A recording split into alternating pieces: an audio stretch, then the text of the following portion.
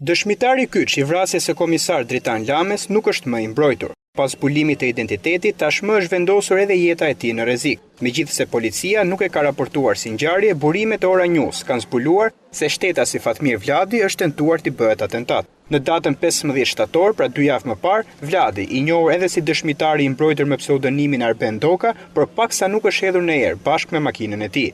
Ngjarja ka ndodhur në zonën e Don Boskos, ku ai kishte dërguar mjetin në servis. Pasi e ka marrë automjetin tip Volkswagen me targa AA 750 GT, ka zbuluar se poshtë serbatorit kishte një pako të dyshimt.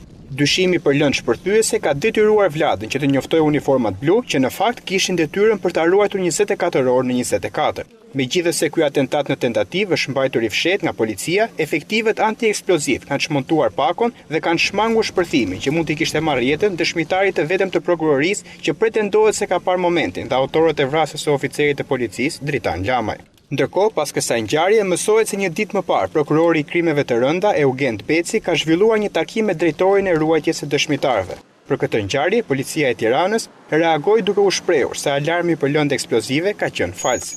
Pas ngjarjes, Fatmir Vladi u shoqërua në ambientet e drejtorisë së policisë së Tiranës, ndërsa makina u dërgua në ambientet e komisariatit numër 3 për t'u ekspertuar nga njësia antieksploziv, nga ku u konstatua se në afërsitë të serbatorit të makinës kishte sasi eksplozive.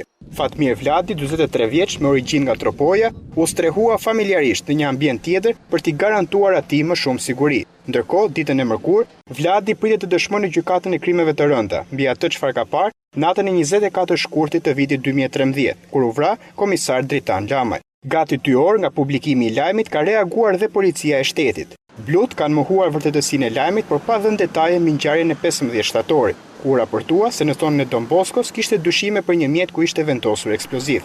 Gjithashtu, policia nuk ka bërë publike as emrin e pronarit të automjetit dhe as dinamikën e ngjarjes dhe si kjo çështje nuk është referuar në prokurori.